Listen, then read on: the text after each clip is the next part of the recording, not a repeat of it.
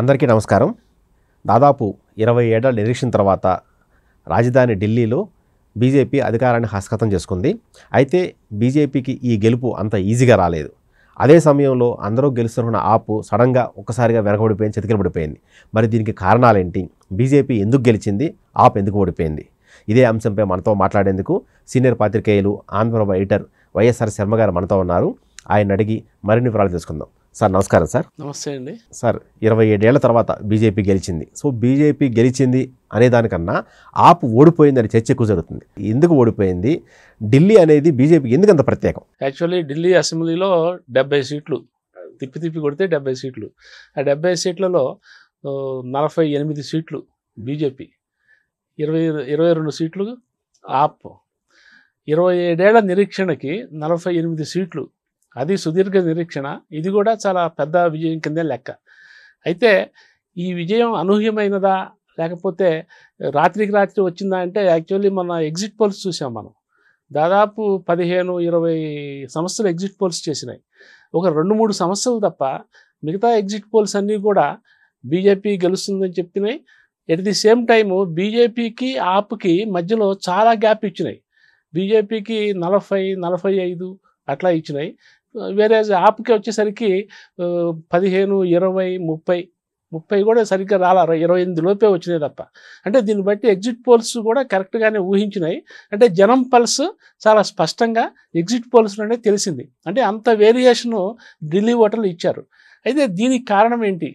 మీరు అడిగినట్టు యాక్చువల్లీ ఇది ఆప్ ఓటమా లేకపోతే బీజేపీ విజయమా అంటే ఇది నిజానికి కేజ్రీవాల్ వర్సెస్ ప్రధాని మోడీ సంగ్రామం ఢిల్లీ. ఎందుకంటే ఢిల్లీ అనేది నేషనల్ క్యాపిటల్లో ఒక పార్ట్గా ఉన్నప్పుడు బీజేపీ దేశవ్యాప్తంగా అంచెలంచెలుగా ఒక రాష్ట్రం తర్వాత ఒక రాష్ట్రం, ఇప్పుడు దాదాపు 20 మంది ముఖ్యమంత్రులు, ఎన్డీఏ ముఖ్యమంత్రులు ఉన్నారు దేశవ్యాప్తంగా. ఇటువంటి పరిస్థితుల్లో తనలోనే ఇమిడి ఉన్న ఒక ఢిల్లీ అసెంబ్లీని చేజిక్కించుకోలేకపోవటం అనేది ఒక రకంగా పాలక పార్టీకి, అంటే పాలక ఎన్డీఏ పార్టీకి ఒక రకంగా చాలా కొంచెం అవమానకరంగానే భావిస్తూ వస్తున్నారు. సో ఈసారి ఎట్లాగైనా సరే ఈ ఛాన్స్ తప్పితే ఏమవుతుందంటే తర్వాత కేజ్రీవాల్ ఏ స్థాయిలో ఎదుగుతాడో చెప్పలేని పరిస్థితి. ఇప్పటికే ఆయన బీజేపీ లాగానే అంచెలంచెలుగా చుట్టుపక్కల ఒక గోవా, ఒక వెస్ట్ బెంగాల్, ఒక పంజాబ్ ఆల్రెడీ గవర్నమెంట్ ఉంది. ఇంకా ఆయన రకరకాల రాష్ట్రాల్లోకి మెల్లిమెల్లిగా ఆక్రమించుకుంటూ రావడానికి ఆయన ప్రయత్నిస్తున్న నేపథ్యంలో ఇది గనక గెలిస్తే ఈసారి ఆయన టెంటకిల్స్ ఎట్లా విజృంభిస్తాయి అనేది బీజేపీకి చాలా ఊహించిందే, ఆశించిందే కూడా. అందువల్ల ఎట్లాగైనా సరే ఈసారి దెబ్బ కొట్టాలి అనేది బీజేపీ ఉద్దేశం. అయితే ఇది ఎన్నికలకు ముందే కేవలం 5-6 నెలల నుంచో 1 year బిఫోర్ నుంచో ఈ ఢిల్లీ మీద వాళ్ళు కన్నేశారా అంటే కాదు. కేజ్రీవాల్ మీద గత 2 పర్యాయాల నుంచి ప్రయత్నిస్తూనే వచ్చారు. ఈసారి ఈ కేజ్రీవాల్ 3rd టైం గెలవకుండా ఉండటం కోసం ఈ మొదటి నుంచి కూడా కేజ్రీవాల్ ఫస్ట్ టర్మ్ నుంచి బీజేపీ చాలా గట్టిగా ప్రయత్నిస్తూ వస్తున్నది. ఎట్లా గట్టిగా ప్రయత్నిస్తూ వస్తున్నది అంటే కేజ్రీవాల్ని అడుగు తీసి అడుగేయని చందంగా ఒక రకంగా కాళ్ళకి సంకెళ్ళు, చేతికి సంకెళ్ళు, నోటికి సంకెళ్ళు. ఢిల్లీ లెఫ్టినెంట్ గవర్నర్ కేజ్రీవాల్ కదిలితే నిఘా, కేజ్రీవాల్ కూర్చుంటే నిఘా, కేజ్రీవాల్ ఒక ఫైల్ మీద సంతకం పెడితే దాని మీద విచారణ. చివరికి కేజ్రీవాల్ తన గవర్నమెంట్లో తన అధికారులను కూడా బదిలీ చేసుకోలేని పరిస్థితి. ఇట్లా ఆయన చేతులకు సంఖ్యలు వేసేసి, కాళ్ళకి సంఖ్యలు వేసి ఆయన కదలనివ్వకుండా చేయడం ఒక ఎత్తు అయితే, ఇంకోటి లిక్కర్ స్కామ్ విషయంలో ఒక రకంగా బీజేపీ సక్సెస్ అయింది. కేజ్రీవాల్ని ఇరికించేసి, కేజ్రీవాల్తో పాటు కేజ్రీవాల్ యంత్రాంగం మొత్తాన్ని, ప్రభుత్వ యంత్రాంగం మొత్తాన్ని, టాప్ బ్రాస్ మొత్తాన్ని కూడా, ఒక సిసోడియా జైలుకి వెళ్ళారు, ఒక సత్యేంద్రనాథ్ అనే ఆయన జైలుకి వెళ్ళారు. అట్లాగే కేజ్రీవాల్ జైలుకి వెళ్ళారు. ఆ మన సిసోడియా అయితే డిప్యూటీ సీఎం 7 ఏడాదిన్నర పైచిలుకున్నారు. మరి వీళ్ళందరినీ జైలుకి వెళ్ళిన తర్వాత ఏమైంది? ఆప్ గవర్నమెంట్ అస్తవ్యస్తం అయిపోయింది. చివరికి ఆయన జైలు నుంచే నేను పాలన సాగిస్తాను అనే పరిస్థితి, దానికి కూడా సంఖ్యలు వేశారు. చివరికి అల్టిమేట్గా ఏమైంది? మొత్తం మీద ఏదో లాస్ట్లో బెయిల్ సంపాదించుకోగలిగారు. బయటకు వచ్చిన తర్వాత కూడా సుప్రీంకోర్టు షరతుల ప్రకారం ఆయన సచివాలయానికి వెళ్ళకూడదు, సీఎంఓకి వెళ్ళకూడదు, ఆయన అధికారిక విధులు దేని మీద సంతకాలు పెట్టకూడదు. ఇట్లా అన్ని వైపుల నుంచి దిగ్బంధనం అయిపోయేసరికి ఇది ఢిల్లీ ప్రజల దృష్టిలో ఏమవుతున్నది, ఢిల్లీ ప్రభుత్వం ఏమవుతున్నది అనేది ఒక సంశయం ఏర్పడింది. అందులో ఢిల్లీలో మెజారిటీ అర్బన్ ఏరియా ఉంటుంది, సాఫిస్టికేటెడ్ ఎంప్లాయీస్ ఉంటారు. ఇదంతా ఒక పార్ట్ అయితే స్లమ్స్ కూడా ఉన్నాయి, మురికివాడలు, ఆ జేజే క్లస్టర్స్ అనేవి కూడా ఉన్నాయి. అది ఒక ఎత్తు అయితే ముఖ్యంగా అర్బన్ ఓరియంటెడ్ ఎంప్లాయీస్ వీళ్ళందరూ కూడా ఏంటి ఈ పరిస్థితి ఏంటి అంటే కేజ్రీవాల్ ఇక మళ్ళీ గెలిచినా సరే రూలింగ్ చేయగలడా, బీజేపీ ప్రభుత్వం చేయించగలదా ఆయన చేత అదే ఏమి.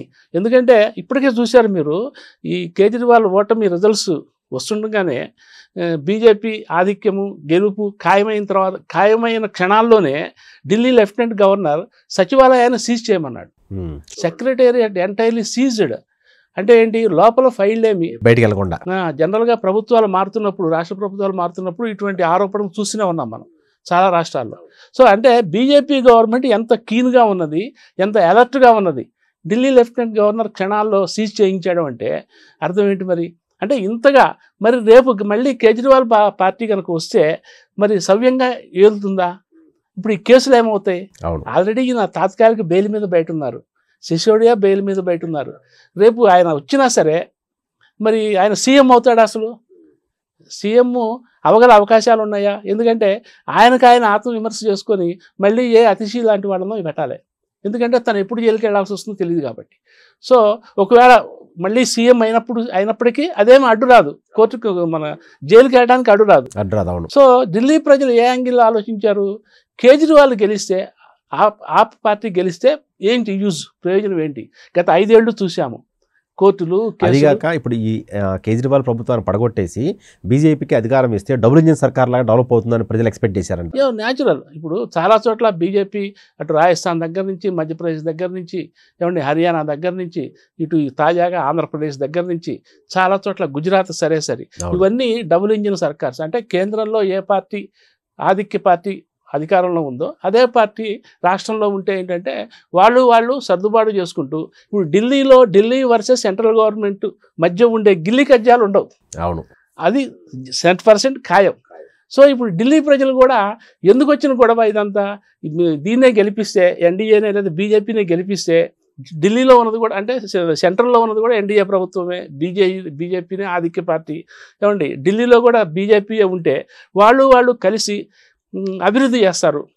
ఎందుకు ఈ పాయింట్కి ఢిల్లీ ఓటర్లు గట్టిగా వచ్చి ఉంటారంటే, ఇప్పుడు ఢిల్లీలో అర్బన్ ఏరియా ఎంత ఫ్లౌరిష్గా కనిపిస్తుందో ఏమండి, అంతకు రెట్టింపు క్లస్టర్స్ ఉన్నాయి. ఓకే, నిరుపేద కాలనీలు ఉన్నాయి డజన్లకు. దాదాపు ఢిల్లీ అసెంబ్లీ పరిధిలో 2000 వరకు ఆ జేజే క్లస్టర్స్ అని ఉన్నాయి. అంటే అవి అనాథరైజ్డ్ మురికివాడలు అనమాట. మనకి ముంబైలో ఉండే మురికివాడలాగా. వీళ్ళందరూ అక్కడికి వెళ్ళి వాళ్ళ కార్లు కూడా లోపలికి పోవు, అవన్నీ చిన్న గుడిసెలాగా ఉంటాయి మురికివాడలు. అక్కడ డ్రైనేజీ, మంచినీళ్ళు అండ్ డ్రైనేజీ వాటర్ కలిసి వస్తుంటుంది. ఏమంటే పవర్ ఉండదు. వీళ్ళందరూ అక్కడికి వెళ్ళి హామీలు ఇచ్చొచ్చారు, మీకు మంచినీళ్ళు సప్లై చేస్తాము, అట్లాగే ఉచిత కరెంట్ ఇస్తాము, ఉచిత నీళ్ళు ఇస్తాము. కేజ్రీవాల్ దగ్గర నుంచి అందరూ ఇచ్చారు, హామీలు ఇచ్చారు. కానీ అక్కడ వాస్తవ పరిస్థితి అది కాదు. గత 2 టర్ముల నుంచి కూడా కేజ్రీవాల్ ఇదే హామీలు ఇస్తూ వచ్చాడు, కానీ పని కాలేదు. సో ఇటువంటి పరిస్థితుల్లో కాలేదు అంటే ఒక రకంగా మనం ఏం చెప్పుకోవచ్చు అంటే చేయనివ్వలేదు. అది మెయిన్, అది సగం. ఎందుకంటే కేజ్రీవాల్ పరిధిలో ఉన్నంత వరకు చేసినట్టే లెక్క. ఢిల్లీలో స్కూళ్ళు కొత్త విధానాలు తెచ్చాడు, అద్భుతంగా రెనోవేషన్ చేశాడు, హెల్త్ సెంటర్లు పెట్టాడు. ఏమంటే ఇటువంటివన్నీ తన పరిధిలో ఉన్నవి చేయగలిగాడు. అయితే అవి చేస్తున్న కొద్దీ, ఆయనకి కొంచెం పేరు వస్తున్న కొద్దీ బీజేపీ స్క్రూలు బిగించడం మొదలుపెట్టింది. అవును, ఎక్కువ చేస్తూ వచ్చింది. ఆ నేపథ్యంలో ఏంటంటే ఈ పరిస్థితి ఉన్నప్పుడు చీకటి వెలుగులు, ఢిల్లీ అనగానే అర్బన్ ఓరియంటేషన్ ఒక రకంగా ఉంది, ఈ రూరల్ ఓరియంటేషను, క్లస్టరింగ్స్ ఇవన్నీ డిఫరెంట్గా ఉన్నప్పుడు ఈ కేజ్రీవాల్ వల్ల ఇక ఏమీ అయ్యే పరిస్థితి లేదు, బీజేపీ వాళ్ళు చేయనివ్వరు. అదే కనుక బీజేపీని గెలిపిస్తే డెఫినెట్గా వాళ్ళు ఫండ్స్ రిలీజింగ్లో కానీ క్లాషెస్ రావు. పైగా బీజేపీలో ఒక రకమైన డిసిప్లిను, ఫైనాన్షియల్ డిసిప్లిన్ మెయింటైన్ చేస్తూ స్టేట్స్కి ఎంత అవసరము ఏంటి. ఇప్పుడు ఆంధ్రప్రదేశ్లో ఎన్డీఏ గవర్నమెంట్ ఉంది, చంద్రబాబు నాయుడు గారి గవర్నమెంట్ ఉంది, వాళ్ళు చక్కగా నిధులు అడిగి తెచ్చుకుంటున్నారు. బీజేపీ కూడా ఇస్తున్నది కదా, గత 5 ఏళ్లలో రాని వ్యవహారం. ఇప్పుడు ఏ గొడవలు లేవు. వైజాగ్ స్పెషల్ జోన్ అయింది, ప్లస్ స్టీల్ ప్లాంట్కి నిధులు వచ్చినాయి, పోలవరంకి నిధులు వచ్చినాయి. మామూలుగా అదే ఇంకొక పార్టీ ఉంటే స్టీల్ ప్లాంట్ ప్రైవేటీకరణ అయిపోయేది, ఈ పార్టీ కూడా అయిపోయి ఉండాలి. ఏమండి పోలవరం గత 5 ఏళ్ళలో ఎట్లా ఉందో అట్లాగే ఉండాలి. ఇవన్నీ కూడా ఏంటంటే డబుల్ ఇంజిన్ సర్కార్. డబుల్ ఇంజిన్ సర్కార్ అంటే ఏం లేదు, కేంద్రంలో ఏ పార్టీ ఉందో రాష్ట్రంలో కూడా ఆ పార్టీ. ఈ 2 ఇంజన్లు ఒకే పార్టీకి ఒకే కంపెనీకి సంబంధించిన ఉంటే ఏమంటే ప్రాబ్లం లేకుండా రైలు పట్టాల మీద బండి సాఫీగా జరుగుతుంది. సో ఢిల్లీలో మెజారిటీ ఓటర్లు ఎక్కువగా ఇదే భావించారు. అందుకనే ఆమ్ ఆద్మీ పార్టీని పక్కన పెట్టేసి బీజేపీకి 48 సీట్లు ఇచ్చారు. ఇదే సమయంలో పోనీ ఆమ్ ఆద్మీ పార్టీని దారుణంగా ఓడించారు అంటే దారుణంగా కూడా ఓడించలేదు. 22 సీట్లు ఇచ్చారు. దాదాపు 5-6% 2 ఓటింగ్ షేర్ మధ్య తేడా ఉంది. ఏమండి సో దీన్ని కేజ్రీవాల్ ఎట్లా మలుచుకుంటాడు అనేది మనం చూడాలి. ఎందుకంటే ఆయన ఇంత ముందే టీవీలో మాట్లాడుతూ ఫస్ట్ రియాక్షను మేము అవినీతి మీద పోరాటం చేస్తాము అని చెప్పుకొచ్చారు. సో అవినీతి మీద పోరాటం చేయటం అంటే అవినీతి అనగానే ఇప్పుడు కేజ్రీవాలే గుర్తొస్తున్నారు అక్కడ. ఏమంటే ఎందుకంటే ఆయన కేసులు ఫేస్ చేస్తున్నారు, లిక్కర్ స్కామ్ ఫేస్ చేస్తున్నారు. అది సేమ్ టైం శీష్ మహల్ అని చెప్పి ఎస్ ఒక అధికారిక భవనానికి 33 కోట్లు ఖర్చు పెట్టారంట. దానికి పెట్టి అన్ని హంగులు సమకూర్చుకున్న నేపథ్యంలో అది కూడా ఎన్నికల ప్రచారంలో బీజేపీకి పెద్ద ఆయుధంగా మారింది. సో ఈ నేపథ్యంలో అవినీతి మీద యుద్ధము అంటే ఎవరు అవినీతి మీద ఆయన యుద్ధం చేయాలి? ఎందుకంటే ఇప్పటిదాకా ఉన్నది గత 2 దఫాలుగా ఆయన గవర్నమెంటే ఉంది. బీజేపీ లేదు. మరి బీజేపీ మీద చేయాలి. ఇక కాంగ్రెస్, ఇప్పుడు కాంగ్రెస్ అక్కడ 0. ఎవరి మీద చేస్తారు ఆయన అవినీతి మీద యుద్ధము? సో ఆయన ప్రకటన ఒక రకంగా కొంచెం ఆయన సెల్ఫ్ కన్ఫ్యూజింగ్ స్టేట్లో ఉన్నారా అని చెప్పి మనకు అనిపిస్తుంది. సో వీటన్నిటి నేపథ్యంలో ఏంటంటే బీజేపీ ఎన్నికల ప్రచారం కనుక మనం చూస్తే అది వాడవాడకి పోయి దాదాపు చిట్ట చివరి రోజు కూడా 20 పైన మీటింగ్లు పెట్టింది. అది ఎన్నికల ప్రచారం చిట్ట చివరి రోజున 20కి పైగా బహిరంగ చిన్న చిన్న సభలు ర్యాలీలు పెట్టిందంటే బీజేపీ ఏ స్థాయిలో ఎన్నికల ప్రచారాన్ని ఎంత ఒక సిస్టమటైజ్డ్ వేలో నిర్వహించిందో మనకు అర్థమవుతున్నది. అంత యంత్రాంగము కేజ్రీవాల్కి లేకపోయింది. ఎందుకంటే కేజ్రీవాల్ పార్టీ అప్పటికే అది కొంచెం ఈ లిక్కర్ స్కాములు వాటిల్లో జైళ్ళు వ్యవహారాల్లో బాగా వీక్ అయిపోయింది. నైతికంగా చాలా దుర్బల స్థితిలోకి వెళ్ళిపోయింది. క్యాడర్ కూడా అంత పెద్దగా ప్రచారం చేసింది లేదు, కేజ్రీవాల్కి సహకరించింది కూడా లేదు. ఈ నేపథ్యంలో మొదటి దశ నుంచి కూడా బీజేపీ ఆధిక్యం ప్రదర్శిస్తూనే ఉంది. అదే సమయంలో ఆ ఎన్నికల ఫలితాలు ఆ సీట్లు మనకి రుజువు చేస్తున్నాయి. సరే, ఇక్కడ Aam Aadmi party BJP so వాళ్ళిద్దరి మధ్య పోరు నడిచింది, బాగానే ఉంది. కానీ గత 10 సంవత్సరాలుగా అధికారానికి పూర్తిగా దూరం అయిపోయి కేవలం 0% 0 అకౌంట్తోనే 3 సార్లు ఎన్నికల్లో ఫేస్ చేసిన కాంగ్రెస్ పార్టీ పరిస్థితి అంటే ఎలా ఉందంటే, ఇప్పుడు మోదీ లాంటి ఒక పెద్ద వ్యక్తిని ఢీకొట్టాలంటున్నప్పుడు నీ చుట్టుపక్కల ఉన్న వాళ్ళని కలుపుకెళ్ళాలి. కానీ ఒక ఇండియా అనే కూటమి పెట్టి ఇండియాలో కూటమిలో ఉన్న వాళ్ళతోనే అతనే దుర్మార్గుడు, అతనే అవినీతిపరుడు అని చెప్పి రాహుల్ గాంధీ వ్యాఖ్యలు చేయటం, సో వాళ్ళు సయ్యద్గా కలిసి ఇద్దరు కలిసి పోరాటం చేయకపోవడం వల్ల ఇంత ఘోరం ఓటమి ఆప్కి కానీ కాంగ్రెస్ కానీ వచ్చింది అనుకోవచ్చా? యాక్చువల్లీ ఈ ఇండియా కూటమి దాని స్థాయి అనేది కూడా ఈ ఎన్నికల్లో కొంత ప్రభావం చూపించింది. ఎందుకంటే ఇండియా కూటమిలో కాంగ్రెస్తో పాటు కేజ్రీవాల్ కూడా ఉన్నారు. అవును. అయితే ఢిల్లీ ఎన్నికల దగ్గర గత లోక్సభ ఎన్నికల్లో కలిసి పోటీ చేశారు. కానీ సీట్లు రాలేదు. కేజ్రీవాల్కి కూడా సీట్లు రాలా. కానీ కేజ్రీవాల్ ఈసారి ఏం చేశాడంటే అటు మమతా బెనర్జీ ఇటు అఖిలేష్ యాదవ్ లాంటి వాళ్ళ ఇన్స్పిరేషన్తో వాళ్ళు ఎగదోసినట్టు లెక్క ఒక రకంగా. ఎందుకంటే వాళ్ళకి రాహుల్ గాంధీ ఇండియా కూటమి లీడర్షిప్ ఇష్టం లేదు వాళ్ళకి. అవును. సో ఈ కూటమిని ఎట్లాగైనా సరే వాళ్ళకి కొంచెం పాక్షికంగా దెబ్బ కొట్టాలనే ఇది వాళ్ళకు ఉన్నది. దాంతో కేజ్రీవాల్ని ఎగదోసేసరికి కేజ్రీవాల్ ఒక వంకతో కాంగ్రెస్ని దూరం చేసుకున్నారు. ఏది ఒప్పందం లేకుండా ఎక్కువ సీట్లు అడిగాడు. వాళ్ళు ఇవ్వనన్నారు. అదేమంటే నువ్వు లోక్సభ ఎన్నికల్లో నీకేమి రాలేదు కదా, ఏమి ప్లస్ మాది రీజనల్ పార్టీ కదా, మేము 3 ఏళ్ళ నుంచి ఉన్నాము. పైగా మన కూటమి అనగానే రాష్ట్రాలకు కాదు, అది నేషనల్ లెవెల్ లోక్సభ ఎన్నికలకు అయిపోయింది. అది ఇది ఢిల్లీ అసెంబ్లీ ఎన్నికలు కాబట్టి అసెంబ్లీ ఎన్నికల్లో ఎవరికి వాడమే అన్నారు. సో ఆ రకంగా ఏంటంటే కేజ్రీవాల్ ఒక రకంగా ఆయన గత అనుభవం చూస్తే ఆయన కరెక్టే. కానీ ఇప్పుడున్న క్రైసిస్లో తను ఏ రకమైన సిచ్యువేషన్లో ఉన్నాడు, ఢిల్లీ అసెంబ్లీ ఎరీనాలో ఆప్ ఏ రకమైన పరిస్థితిలో ఉంది అనేది ఆయన విశ్లేషణ చేసుకోవాల్సిన పరిస్థితి ఉంది. ఆయన కనుక కొంచెం అగ్రెసివ్ మూడ్లో ఉండుంటే పొలిటికల్గా ఓకే నువ్వు కాదు అనుకుని ఆయన ఒంటరి పోరాటం చేస్తుంటే అది ఎట్లా వేరే రకంగా ఉంటుంది. కానీ అతనే ఒక దుర్బలమైన స్థితిలో ఉన్నప్పుడు బీజేపీ పందిన ఈ పద్మవ్యూహంలో అతను ఇరుక్కొని పోయి ఊపిరాడని పరిస్థితుల్లో ఎన్నికలను ఎదుర్కొంటున్న టైంలో అతను కొంచెం మోరల్ సపోర్టివ్గా ఒక పార్టీని కూడా ఉంచుకోకుండా కాంగ్రెస్ని బయటికి పంపించారు. ఇది ఆయనకి ఒక పెద్ద మైనస్ పాయింటే. కోర్స్ కాంగ్రెస్కి ఏమీ రాకపోవచ్చు, కానీ ఎన్నికల ప్రచారం దగ్గరకు వచ్చేసరికి ఒక క్యాడర్ ఉంటుంది. ఒక పార్టీ క్యాడర్కి ఇంకో పార్టీ క్యాడర్ కలిస్తే కొంచెం పబ్లిక్లో ఆ మూడు కొంచెం వేరుగా ఉంటుంది కదా. ఇటువంటి చిన్న చిన్న విషయాలను కూడా కేజ్రీవాల్ పట్టించుకోలేకపోయినారు. సరే, రాహుల్ గాంధీ పరిస్థితి ఏంటంటే, రాహుల్ గాంధీకి ఢిల్లీ అసెంబ్లీ ఎలక్షన్స్ ఆయన అంత సీరియస్గా తీసుకున్నట్టు కనపట్ల. అంటే ఆయన ఎలక్షన్ ఎందుకో మరి రాహుల్ గాంధీ మొదటి నుంచి స్టేట్ ఎలక్షన్ పెద్దగా సీరియస్గా తీసుకోడు సార్. ఆయనకి ఎప్పుడూ నేషనల్ ఎలక్షన్సే, అందులోనే వస్తే చాలు మిగతా రాజు అనుకుంటాడు. కానీ ఇవన్నీ రాకుండా అవి రాదన్న విషయం ఎప్పుడు గుర్తుపడతాడు ఆయన? అంటే ఇప్పుడు ఈ ఢిల్లీకి వచ్చేసరికి ఒక స్పెసిఫిక్ సీన్ ఉందండి. ఎందుకంటే ఆయన ఎందుకని ఇంట్రెస్ట్ చూపించలేదు, ఎందుకని కేజ్రీవాల్ వెంటపడలేదు అంటే, కేజ్రీవాల్ ఇప్పటికే ఊబిలో కూరుకుపోయిన మనిషి.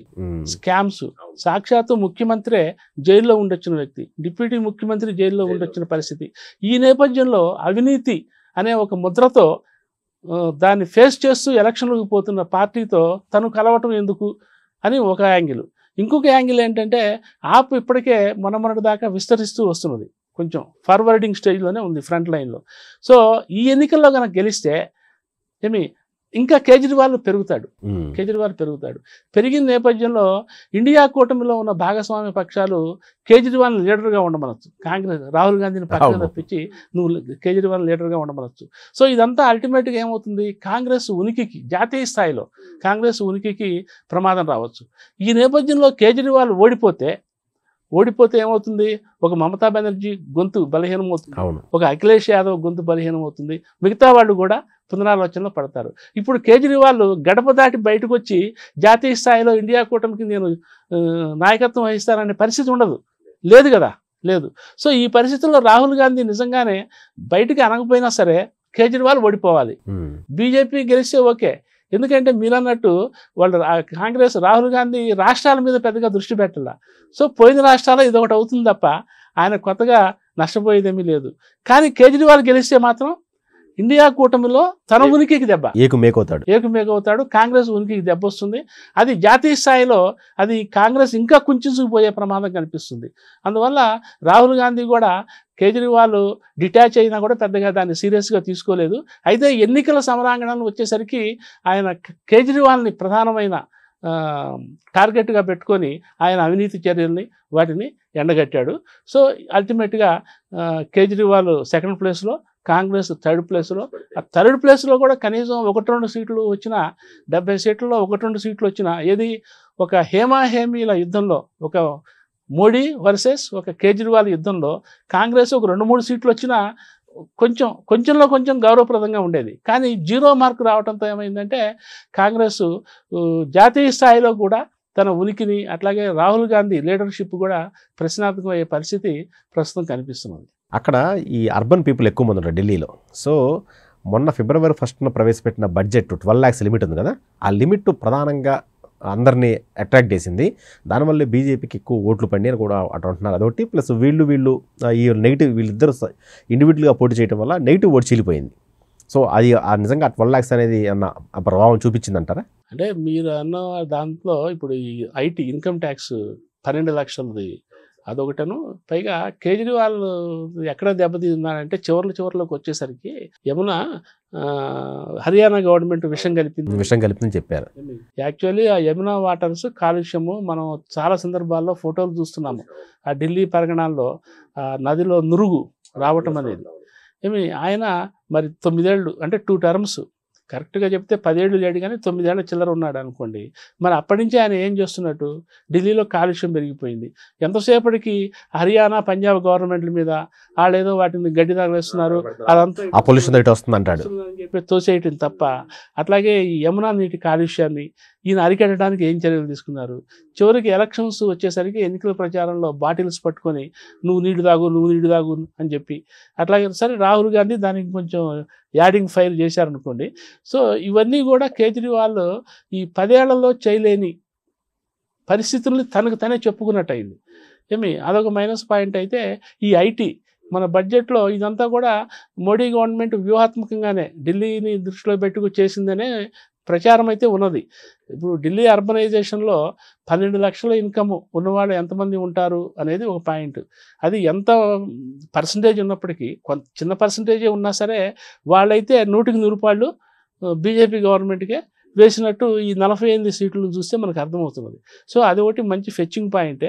రెండోదేమో ఈ కాలుష్యం వ్యవహారం కేజ్రీవాల్ ఎదుటి వాళ్ళ మీద తోసేసి లాస్ట్లో అదొక ఎన్నికల అంశంగా చేసేసి బీజేపీ మీద ఒక గుడ్డగాల్చి వేసినట్టుగా ఢిల్లీ ప్రజలు భావిస్తున్నట్టు మనం అనుకోవచ్చు.